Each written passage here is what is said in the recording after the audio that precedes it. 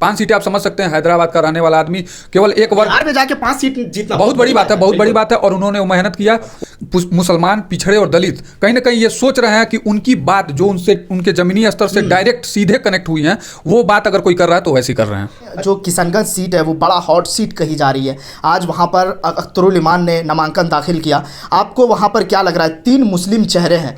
असदुद्दीन ओवैसी ने इस भारतीय लोकतंत्र के उस वंचित वर्गों को लेकर साथ चलने की बात की है।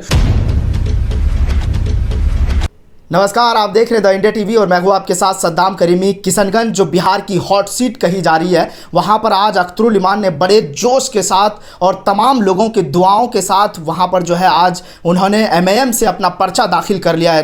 काफ़ी जो है वहां पर उत्साह था और काफ़ी माहौल बना हुआ था। लोग वहां पर किस तरह से अख्तरुल इमान को दुआएं दे रहे थे कि इस बार आप जो है यहाँ से जीत कर पार्लियामेंट में तमाम उन वंचित शोषितों के लिए, मुसलमानों के लिए आवाज़ उठाएंगे। इसी मुद्दे पर बारीकी से बातचीत करने के लिए असदुद्दीन ओवैसी का क्या भविष्य है उत्तर प्रदेश में, हैदराबाद में, बिहार में, हमारे साथ अभय सिंह हैं, उनसे बातचीत करेंगे। और मैं अभय सिंह के बारे में आपको बता दूं, ये एक जो है राजनीतिक जानकार है और राजनीतिक विषय पर काफ़ी रिसर्च किए हैं और उसके बाद जो है छात्र भी रहे हैं राजनीतिक शास्त्र के।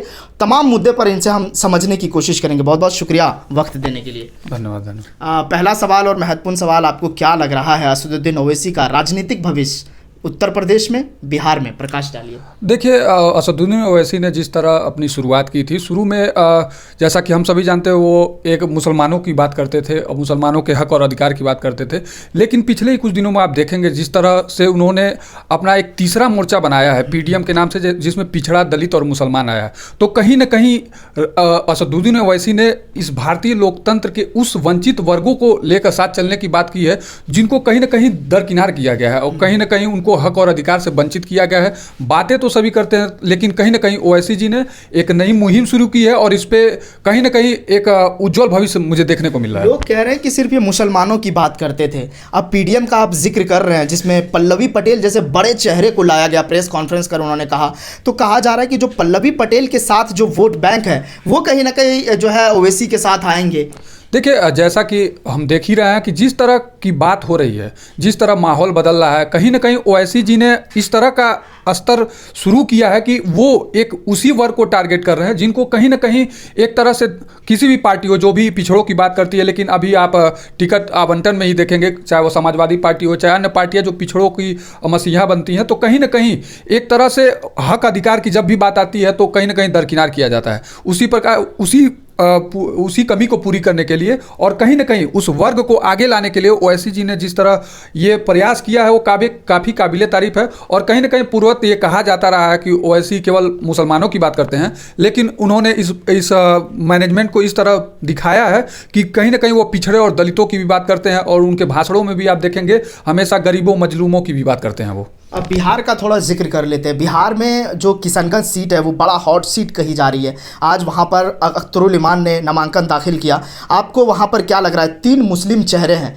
अगर मुसलमान ही मुसलमान को अगर वोट देते हैं तो क्या लग रहा है वहां पर किस तरह से समीकरण होगा? देखिए, कहीं ना कहीं ये बातें हैं कि मुसलमान की जब भी बात आती है तो एक प्रतिनिधित्व की जब बात सोचें हम, तो कहीं ना कहीं हर पार्टियां, जो भी पार्टियां हैं जो सबको लेकर साथ चलती हैं इन द सेंस, लेकिन उसमें मुसलमानों को जब हक और अधिकार और प्रतिनिधित्व की बात आती है तो कहीं ना कहीं उस तरह का वो नहीं मिल पाता है। जहां तक ओवैसी की बात है, आपने पूर्व विधानसभा चुनाव में देखा कि इतनी मेहनत की उन्होंने कि 5 सीटें आप समझ सकते हैं, हैदराबाद का रहने वाला आदमी केवल एक वर्ग, बिहार में जाके 5 सीट जीतना बहुत बड़ी बात है, बहुत बड़ी बात है। और उन्होंने वो मेहनत किया, वो भविष्य की बातें हैं। लेकिन कहीं ना कहीं मुसलमान, आज ये मुसलमान वर्ग ये सोच रहा है कि कहीं ना कहीं उसकी बात, जो उसकी परेशानी, मुसलमान, केवल मुसलमान की बात कहना गलत होगा।